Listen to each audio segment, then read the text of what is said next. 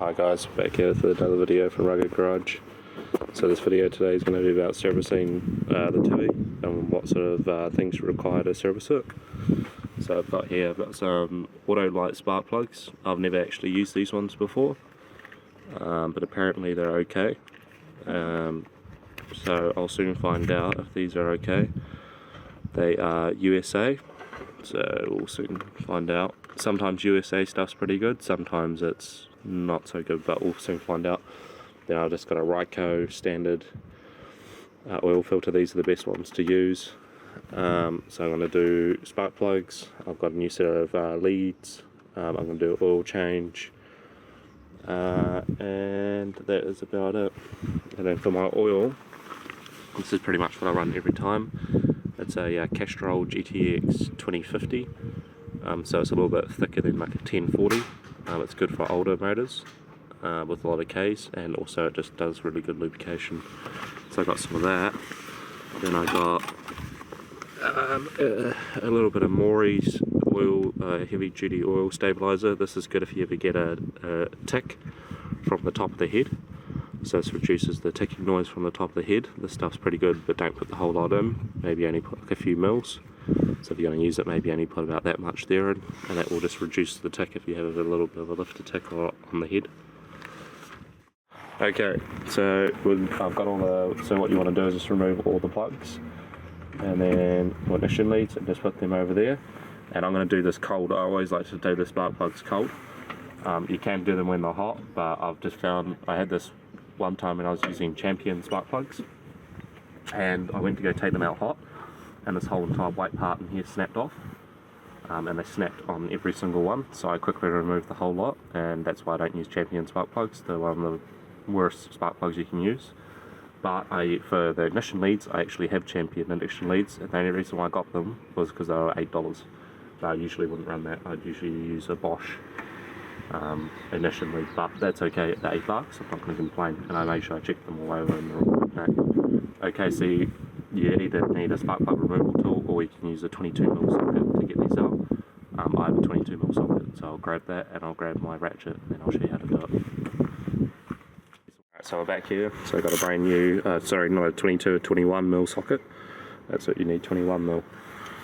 And then yeah, just go around nice and carefully, and just take them out nice and slowly. You'll feel once they start to get loose, right there, that's enough. Then you can do the rest by hand. And you want to keep it as straight as possible, because sometimes these will snap off. That happens. Now this is actually a different socket. Usually the ones inside of here, they'll have like a little bit of rubber. I always rip that out. That rubber's annoying, because when you go to stick the plugs in, sometimes they won't come off properly, and it will just take the whole socket with it.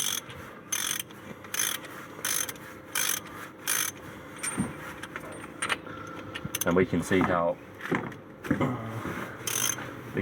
dirty some of these plugs are. Okay, that's good. And we'll just come along here and just hand take it off. Fast take it off by hand. Once you get it to a certain point, it's okay.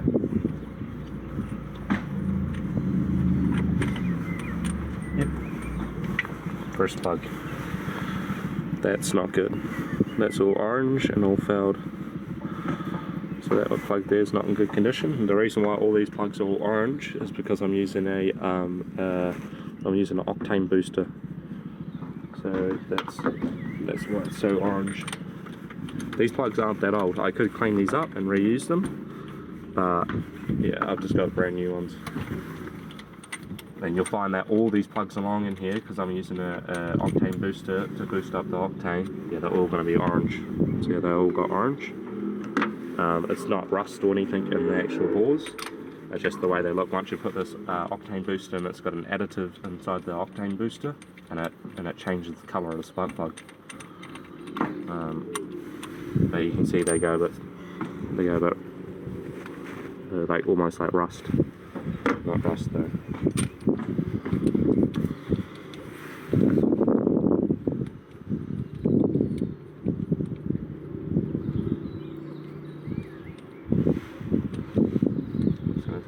One here out. Yeah, perfect. You can see that one there is not as rusty.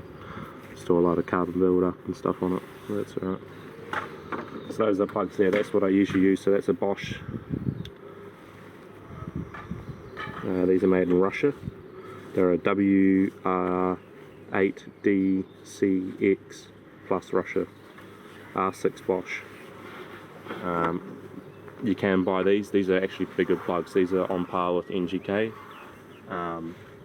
Just hard to buy at the moment because I think they're a Russian product, and to get them in New Zealand I don't think you can really buy them. I tried to go to a few places and get these plugs. You can't buy them anymore.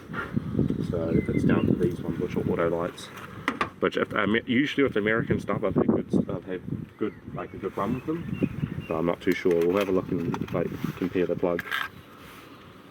So this is all black electrode. These all need to be gapped as well, which I do have a gapping tool, because I'm not sure the gapping on that. There are 65 plug, auto light 65. This is my gapping tool. So on here, if I remove this will have a millimeter thing on it.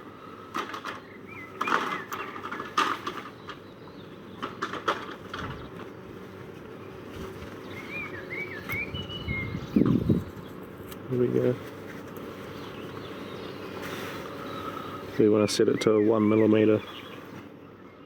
So I just put this in like this, so it doesn't see how it's not 1 millimeter.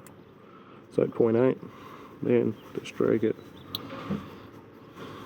there, push it up, 1 mil.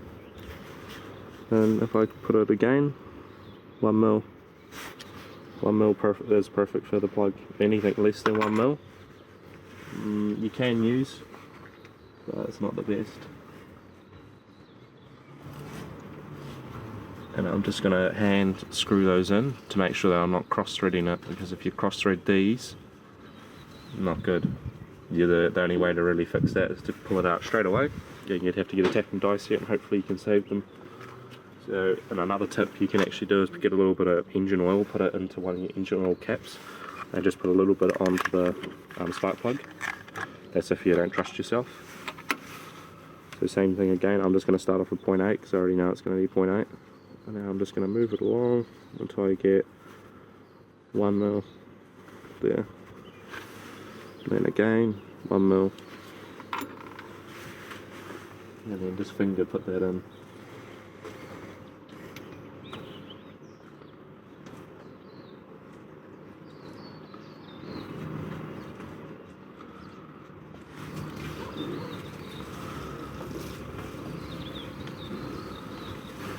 Alright.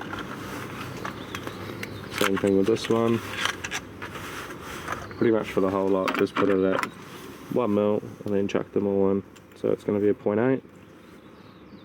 This one's actually not 0.8. We'll make it 0.8. And then do this. This is another way to do it. Just to show it in and get it really close to where you want it. Then put it on the 1 mil. We wiggle.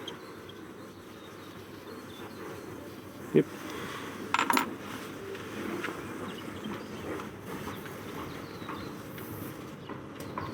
There we go.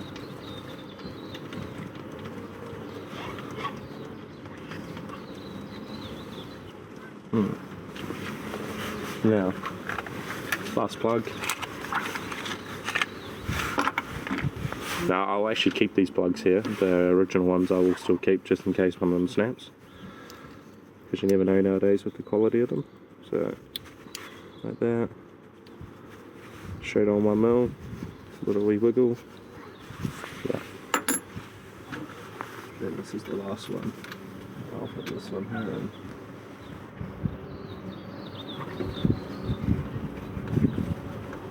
Now this motor here, this has been running for, I've changed the head gasket, which is this part down in here. The head gasket on it, I changed, that was not that long ago, so I've done head gasket on it, and I've had to reseal the head gasket one time because the first time I done it, it didn't have a good seal. And it didn't leak or anything like that. I could just feel there was between a cylinder, there was a bit where I put copper head gasket spray, which should seal it really good, but between cylinder 2 and 3, between the actual cylinders, it broke the head gasket, and then there was explosions going between both, so it wasn't even firing properly, and then it started to have a real bad misfire, and it was caused by head gasket. So I'm just going to do the same thing in reverse. So by hand, I'm going to tighten these up, get them to firm with the hand, so like there, and that's enough. And then I'll go around and give it a little bit of a torque with my tool. There, firm by hand. Another one.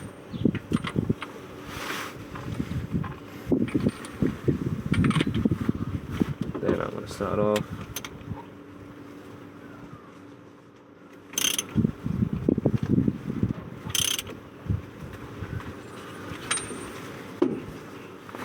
And I'm just going to give them 2 nice cranks. 1, because this will crush this crush washer on it. 2.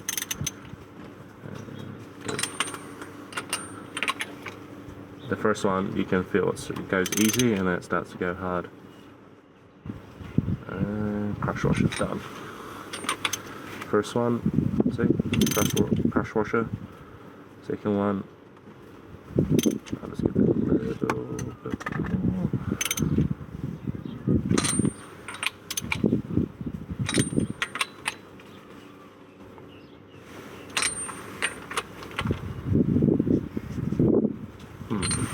Perfect.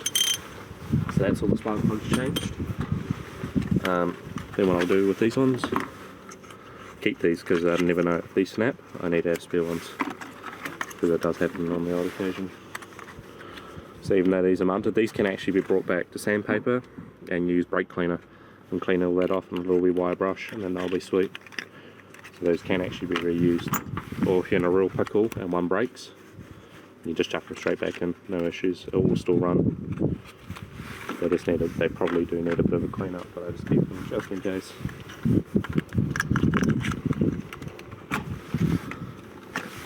Okay, so that's that part.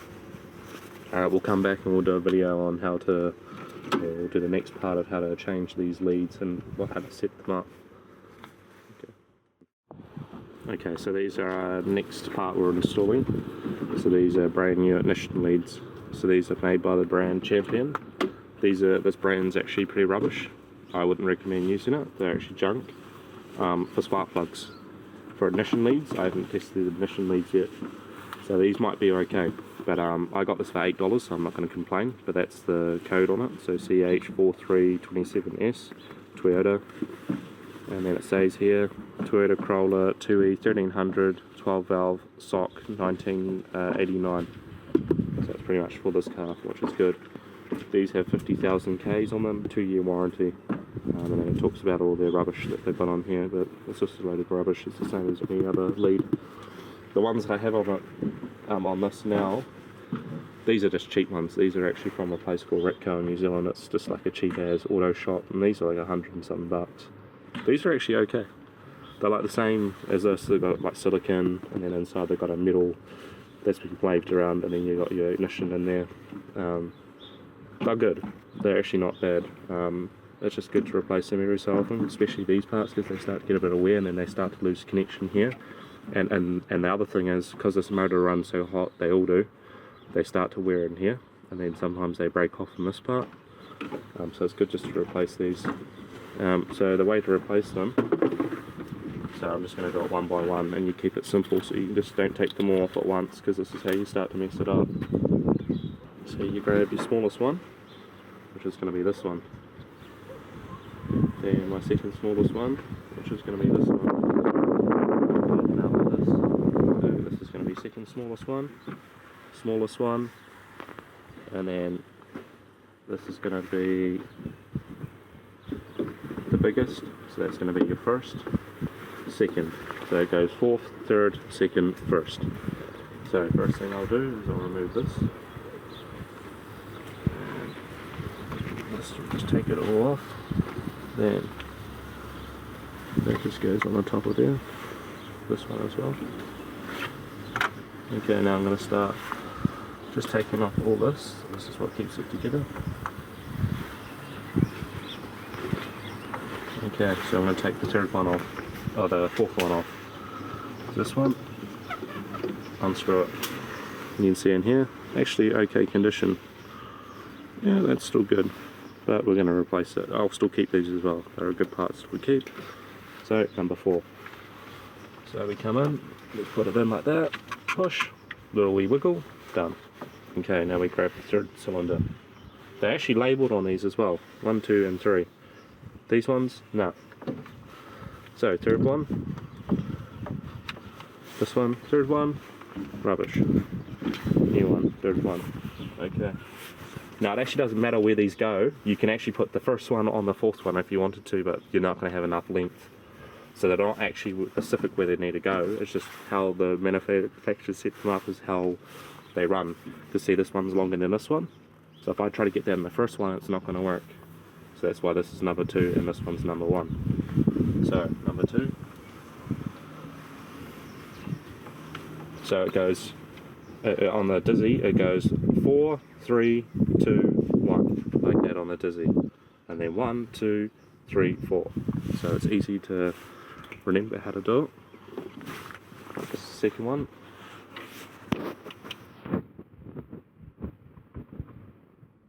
Done. Then the last one. These are all still good. A little bit of corrosion on here. Yeah. A little bit of corrosion. That's okay. Then this is the last one. So now, see how we've got it all set up? So now we'll come along like this, and we'll run this one here. Bring them up and like keeping them like this. Keeping them away from that is perfect. Then I like to go around and just do a little wee check. Just push, not too hard. Don't go around pushing the whole bloody thing in, but just a little bit, and then perfect. So that's that part of the servicing done. Now I'm going to do the oil change part, but to do the oil change, so I always do the plugs, I like to do them cold, it's just the best for me. Do them cold, and then I'm going to heat the motor up, get it up to running temperature, then I'm going to run it for maybe 10 minutes, and then I'll drop all the oil out, and then I'll do my oil change, so I'll be back after that. Alright, so we've got it just warming up here. I don't think I've actually done a video on this yet, but I ended up getting the Gilmore, so that kit down there is called a Gilmore drive. She runs a little bit. It just needs the idle needs to be turned up a bit.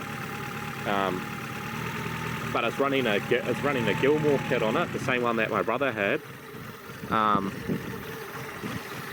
which is down there.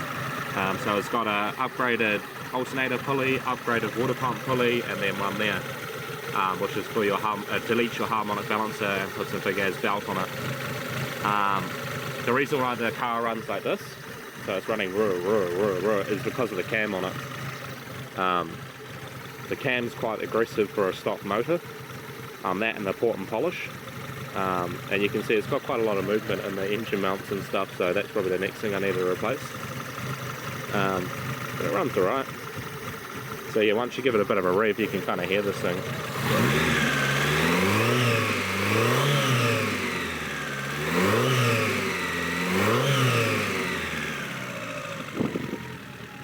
Kind of got a supercharger sort of sound to it, but yeah, that sounds nice. So, okay, so we're gonna, the car's all warmed up, so what we're gonna do, first thing, let's take this off. This is the oil cap, so once you go to remove the thing underneath, I'm gonna remove the drain underneath. The drain underneath is gonna be like a 14 mil. I think it's a 14 mil actually, I'm not too sure. Pretty sure it's a 14 mil. I have somewhere here. 12, so I'll take down a 12 just in case it is a 12, but I'm pretty sure it's 14.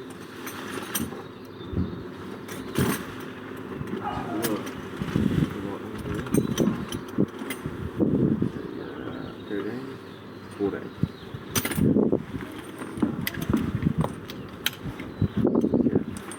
So I'll use this, quickly crank it off, get it to halfway, and then I'm going to quickly use my finger and then pull out.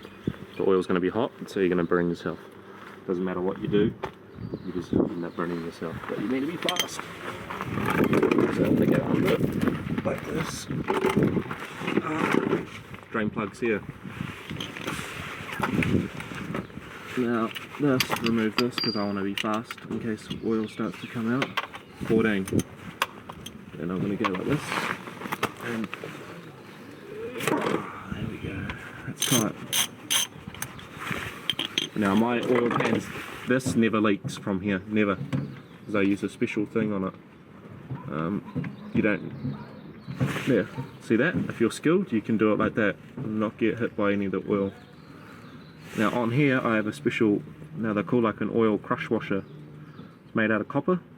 You put it in between the plug and this, never ever leaks because it's like a pressure crush washer. Now that's all that oil is going to come out. That's black as anything as well. We're not going to be able to really tell if the oil's in a good nick because there's already water in this thing. So it's going to look a little bit milky in the oil container, but that's alright.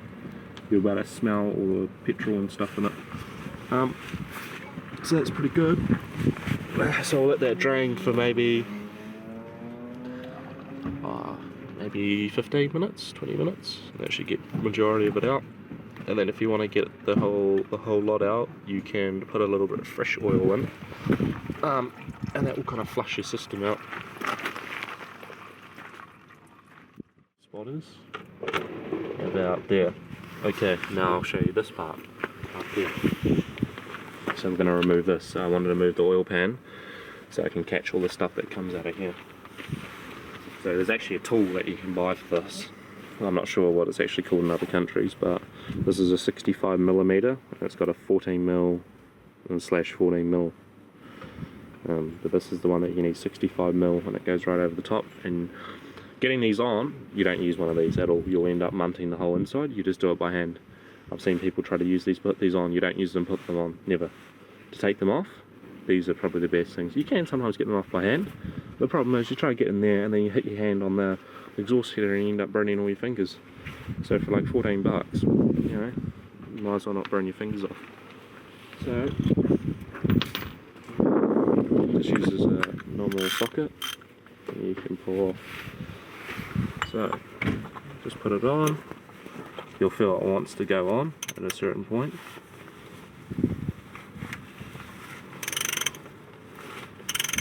See that? Just like that, real easy to do. Then get it to about there and see if you can just, sometimes these don't come off that good, that's the only thing with these, but I can get it off after. Use the hammer and smash it.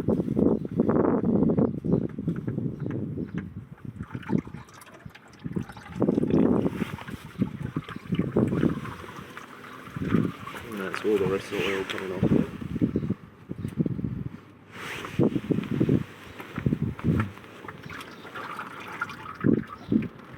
Okay, and we'll just give that a wee wipe, just clean that surface down, just off all that old stuff. And then when we go to install it, now there's actually like a lot of people that say, oh, you shouldn't do this and all that.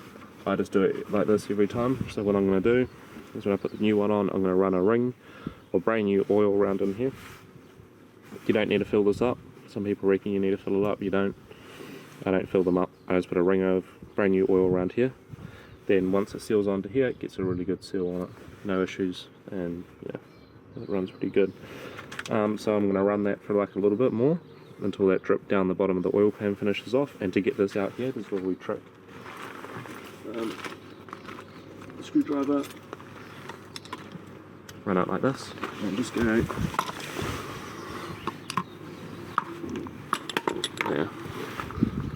That gets off, you just put the screwdriver through there and smash it down. Don't bloody accidentally smash it into your hand because you know that up. But yeah, and then that's the original one there and it dented it, so you can't use this again. This is a no-go zone. Okay, so for this, I'm going to fully clean out the system.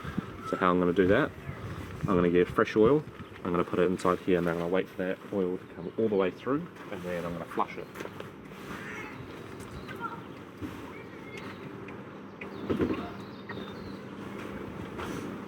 So I've got some 2050 here. I'm just going to use my old containers because I need to get rid of the stuff that's already in there. So yeah, 2050, and I don't mind wasting a bit of this oil. It's reasonably cheap. I get it on sale.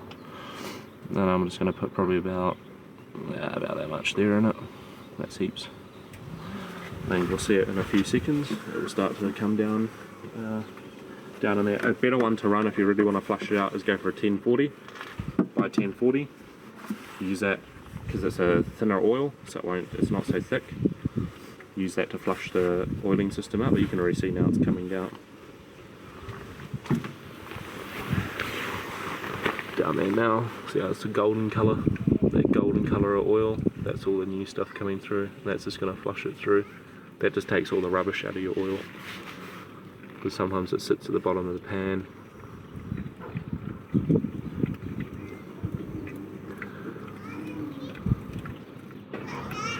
And I'm just going to let that sit for maybe about 15 minutes, and then we'll come back in 15 minutes time and we'll put the whole motor back together, or we'll put the plug back in, and then we'll put new oil filter on and new oil in it, and we'll be finished. Perfect. Okay, so we've let the car now drain out of all the oil, so there's no more oil dripping out of the oil pan. So this is perfect, so nothing dripping out there. So the first thing I'm going to do, sometimes people put the sump plug on, I'm going to do oil filter first. So I grab new oil filter, this is the new one, so Z386. It comes with this protective film on it. So first thing I do, grab my old oil filter, and I put back into here. It's nice and clean. That can go back in there. Then we need to, it's okay to put on paints. Then we'll just like that. Pull off. That's the protective, you don't need this. Put into here. Then close it up. Rubbish this. Then so all dry. So what you want to do with this, you want to put an oil around here. Put that up there. A little bit of, yeah, you can use actually the old oil as well. You can, but I'll just use new stuff. And just put a little bit into the cap. Like this. Dip finger in the oil.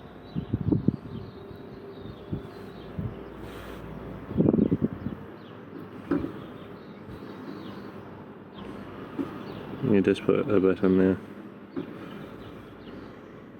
Perfect. Rest of the oil back in here. And put the cap back on, okay.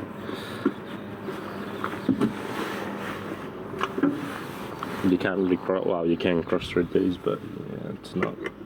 You just put it on, screw, and it goes clockwise. Anti-clockwise to take off, clockwise to put on. Then you get it like this, that's tight. Then 2 hands on it, and you can feel, you just get it hand tight. There, perfect, no more, don't use that tool, just hand tight, and you can feel 2 hands, tight. You don't want to go too tight with it, that's perfect. And then the next thing I'm going to do is I'm going to put my sump plug back on, which is down here. So I need my socket, 14mm, just like that. Then I'm going to go under the car.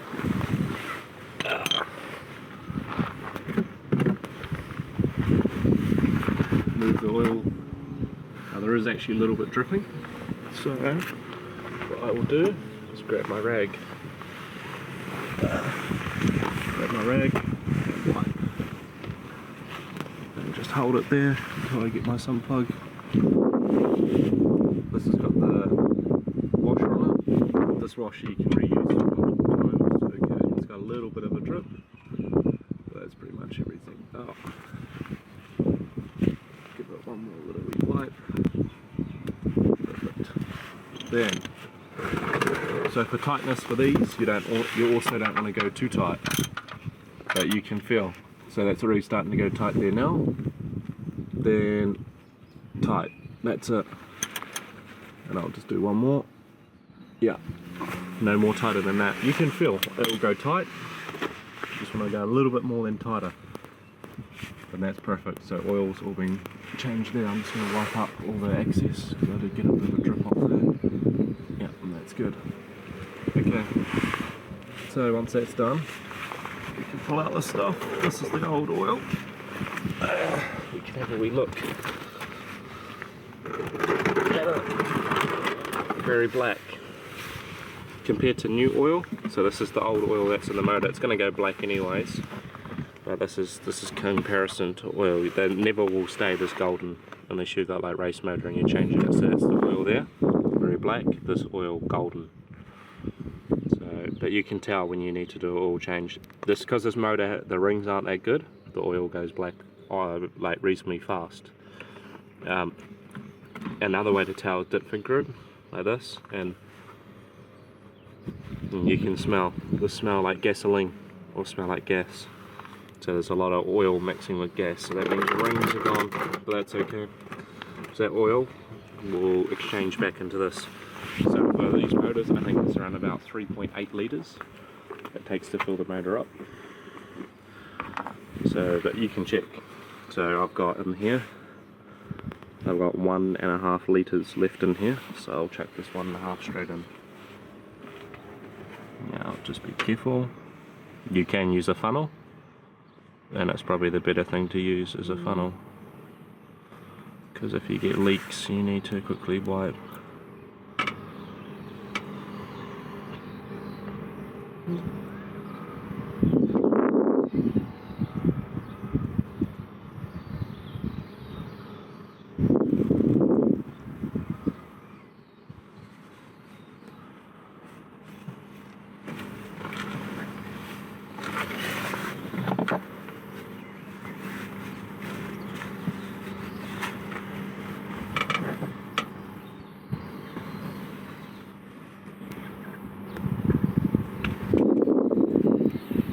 That container there finished, all gone. So we'll use that to exchange this oil back into here, so we'll keep this container. So another one, you should use funnel. Funnel is the best thing to use for these, but I don't have one handy.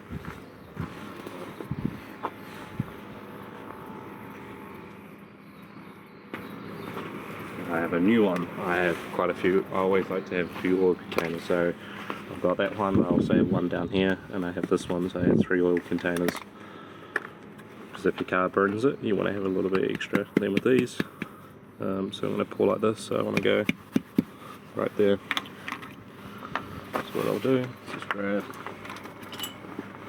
this tool. Perfect.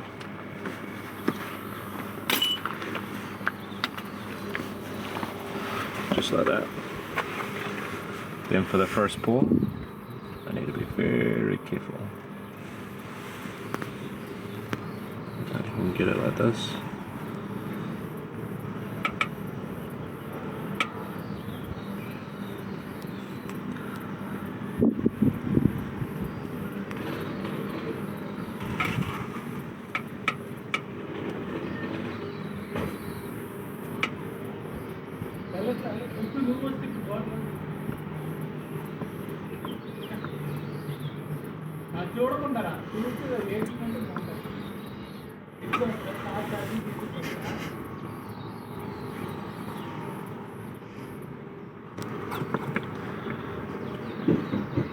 Okay, so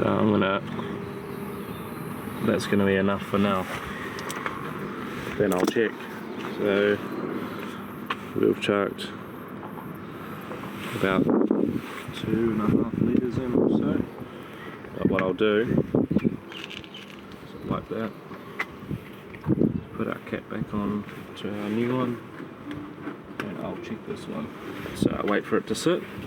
Once I think I'm getting close to the oil level, I will check. So I wipe, dipstick nice and clean. So now, and we want to get it just on the fill mark there. Perfect. You get a little bit more, okay, because a little bit's going to have to go in the oil filter. And I can see right there. So it's up to around about here. So still a little bit more oil needs to go in, but we need to let it sit because some of the oil will still be draining down into the bottom end because it's a thick oil, so it takes a little bit of time for it to drain from here down to the bottom. So we give it time.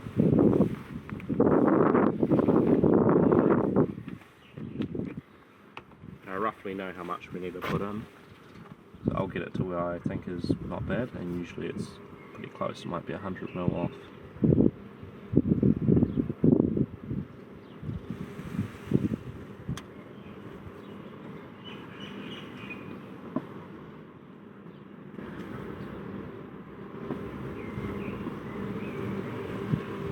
And that's pretty good there.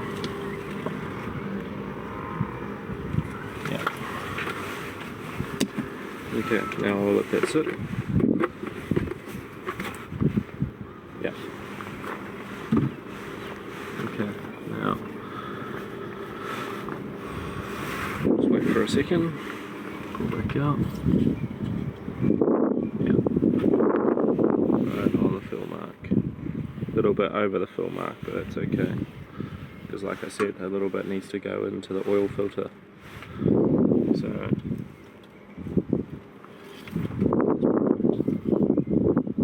yeah. Okay. So now we can put this back on. And that's good. Give it a little bit of a wipe around here, wipe around there, and sweet. So that's all the oil change completely finished, and all the servicing done on this, on spark plugs, emission leads, carburetor. I'm not going to worry about. You can see with this carburetor, see all this orange stuff in here? It's all the seals and stuff on this thing's munted. It needs a full rebuild kit. They don't last long. This had a when it was first bought, it had apparently had a rebuild done on the car, but you can see all this tarnishing. This is all fuel coming out. I can smell it as well. So all the seals on here are all gone. So, but this is going to get removed. So my plans were to turbo this car. I do have all the stuff to turbo it. It's just I end up picking up another motor, and it's a Toyota 2EE. So it's instead of the carburetor, this is all gone, and it's got electronic EFI on it. That motor I'll use to turbo, but this motor I've got another plan for it. So my brother's doing twin DCOE ITBs. I'm being able to source another manifold, so another intake manifold to put DCOEs on it. So I'm going to put DCOEs on my one first, and then somewhere down the line I'm going to do the turbo setup. But I want to run EFI turbo just because EFI turbo is a lot easier to tune. Carbureted you can do, but to make high horsepower, not reliable. So that's my next sort of goal with the car, but I'll be getting into that once I get the manifold and stuff. But anyway, so this is how to do a service on your Toyota Corolla. The main sort of things that you need to look out for is make sure you use good quality parts. If you use rubbish parts, don't expect the quality to be there. You need to use good quality and well-renowned brands. I did cheap out by using these Champion emission leads. They're probably okay, they're not going to probably fail, but yes, it's not good quality. Okay, so that's all, thanks for that.